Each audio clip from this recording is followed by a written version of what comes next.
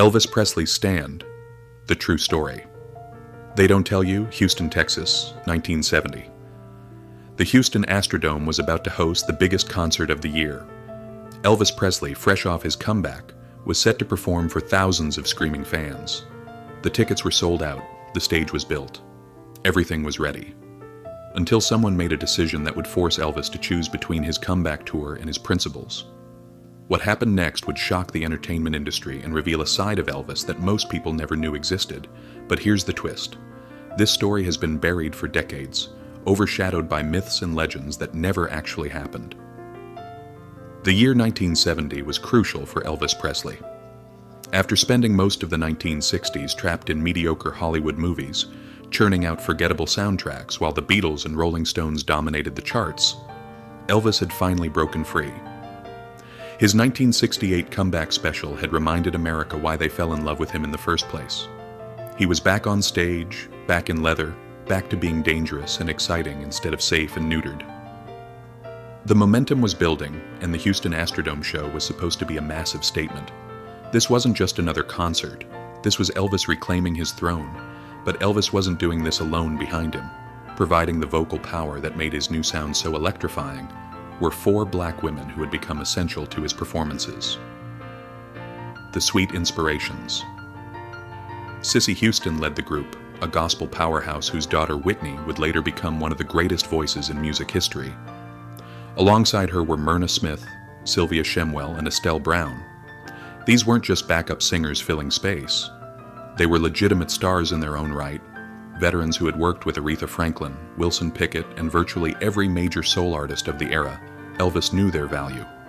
He featured them prominently in his shows, gave them solo moments, paid them well, and treated them with respect that was far from universal in the entertainment industry. The Sweet Inspirations had started working with Elvis in early 1969 during his Las Vegas residency at the International Hotel.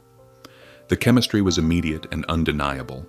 Their gospel-trained voices added depth and soul to Elvis's performances, creating a sound that was richer and more powerful than anything he had done before. They weren't hidden in the background. Elvis positioned them prominently on stage, dressed them in glamorous gowns, and made sure the audience could see and hear them clearly. This was intentional. Elvis understood that their presence elevated his show, and he wasn't shy about showcasing their talent. When the Houston Astrodome booking came through, it seemed like a perfect opportunity. The venue could hold massive crowds, and the show was being heavily promoted throughout Texas. But as the production team began coordinating with the Astrodome management, a problem emerged. Someone in the venue's management, whose identity was never publicly confirmed, informed Elvis's team that the Sweet Inspirations would not be able to perform. The official reason given was vague, something about scheduling conflicts or technical limitations, but everyone involved understood what was really happening. This was Texas in 1970, and 4 black women performing prominently alongside a white Southern star was still seen as problematic in certain circles. The message was delivered to Colonel Tom Parker, Elvis's notoriously shrewd manager. Parker was a complicated figure, a former carnival operator who had guided Elvis to unprecedented commercial success, but also made decisions that many believed limited Elvis's artistic growth. Parker was primarily concerned with money and logistics, not social justice.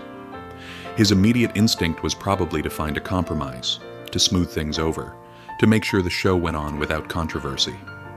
After all, the Houston show represented significant revenue, and canceling or causing problems could damage future bookings in other Southern markets. But when Parker brought this information to Elvis, expecting perhaps to discuss alternatives or workarounds, he encountered something he might not have anticipated. Elvis's response was immediate and non-negotiable. If the Sweet Inspirations couldn't perform, then Elvis wouldn't perform either. There would be no show. Period. This wasn't a negotiating tactic or a bluff designed to get better terms. Elvis genuinely meant it. The women had become integral to his show, but beyond that, the principle mattered to him. He wasn't going to participate in their exclusion, regardless of the financial or professional consequences. What happened next reveals the power dynamics at play. Suddenly, the technical limitations that had made the Sweet Inspirations' appearance impossible became solvable. The scheduling conflicts disappeared. When faced with the choice between excluding 4 black performers or losing Elvis Presley entirely, along with all the revenue and prestige his appearance would bring, the Astrodome management found a way to make it work. The show would go on as planned, with the Sweet Inspirations prominently featured. Elvis had drawn a line and the venue had backed down. The Houston Astrodome show itself went off without any reported incidents. The Sweet Inspirations performed as they always did, providing the vocal foundation that made Elvis's sound so distinctive. The crowd, if they had any objections to the integrated performance, kept those feelings to themselves. Elvis delivered one of his powerful early comeback performances, and by all accounts the show was a success. But the real story wasn't what happened on stage, it was what happened behind the scenes. The stand that Elvis took when nobody was watching, when there were no cameras or reporters to document his principles. News of Elvis's ultimatum didn't make immediate headlines. This wasn't a dramatic public confrontation that could be sensationalized in newspapers.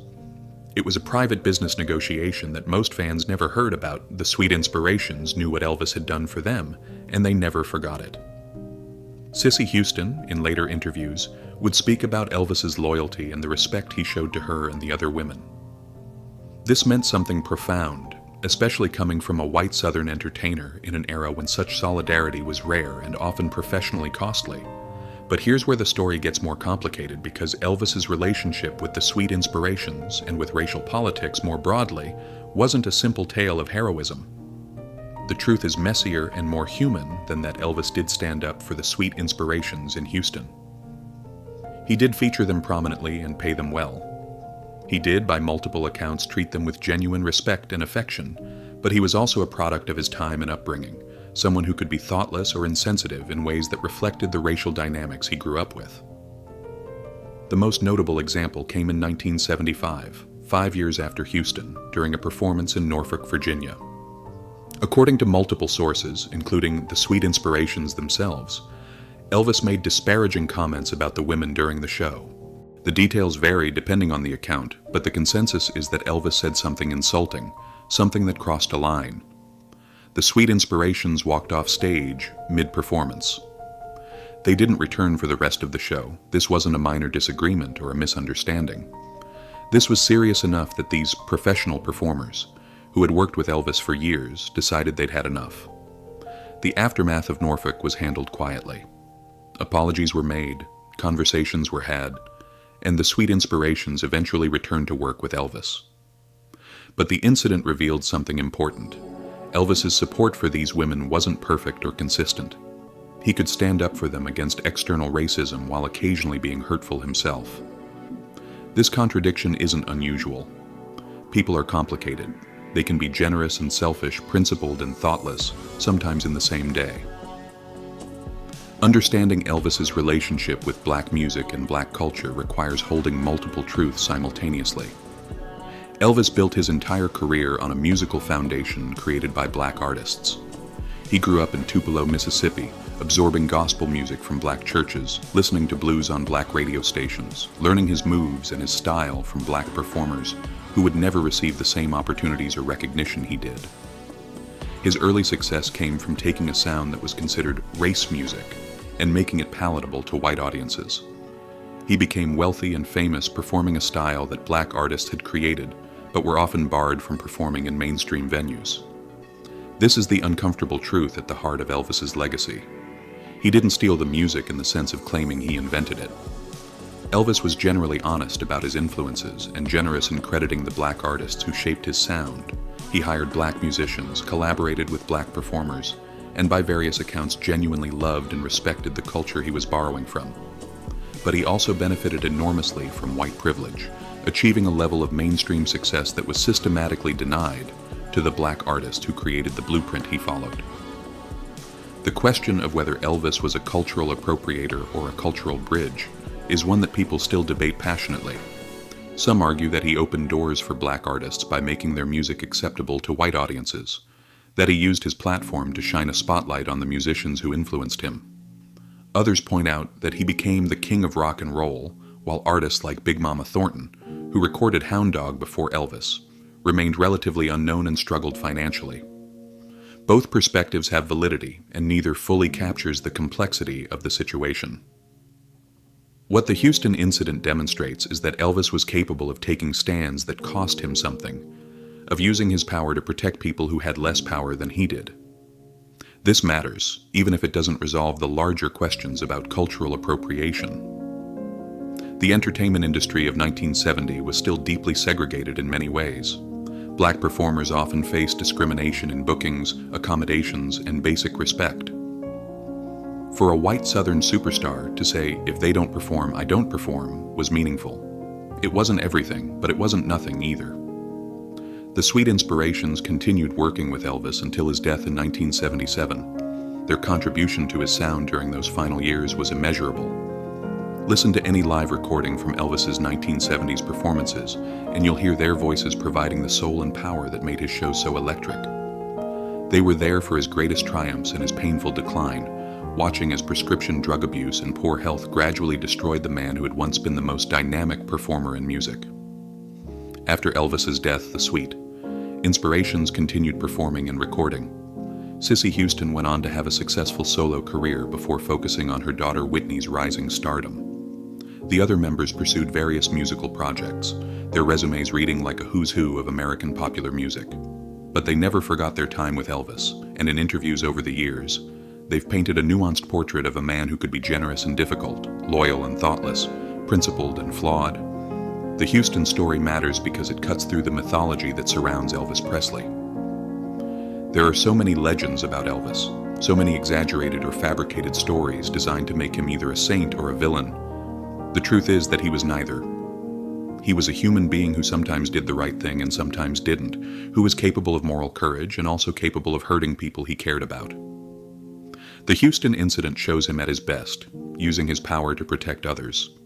The Norfolk incident shows him at his worst, being careless with people who deserved better. Both stories are true and both are part of his legacy. In the decades since Elvis's death, his relationship with black music has been reevaluated repeatedly as cultural conversations about appropriation, privilege, and credit have evolved. Some of the criticism directed at Elvis is absolutely fair. He did benefit from systemic racism that gave white artists advantages that black artists didn't receive. He did become famous performing music that black artists had created. These facts can't be ignored or explained away. But it's also true that Elvis never claimed to have invented rock and roll, that he consistently credited his influences, and that he took real professional risks to support black performers when many of his peers wouldn't have done the same. The real lesson from the Houston story isn't that Elvis was a civil rights hero. He wasn't. He was a musician who made one decision to stand up for his colleagues when it would have been easier and more profitable to stay silent. That decision mattered to the Sweet Inspirations, who remembered it for the rest of their lives. It mattered in the context of an entertainment industry that often treated black performers as disposable or invisible. And it matters now as we try to understand the complex legacy of one of the most influential but controversial figures in American music history. Elvis Presley died in 1977 at the age of 42, his health destroyed by prescription drug abuse and the isolation that came with fame. In the years since, he's been remembered primarily for his music, his movies, his Vegas shows, and his tragic end. But the Houston story deserves to be part of that memory too. Not because it makes him a hero or absolves him of legitimate criticism, but because it shows a moment when he chose principle over profit, solidarity over convenience. That's worth remembering even as we continue to grapple with the complicated questions his career raises about race, credit, and cultural exchange in American music.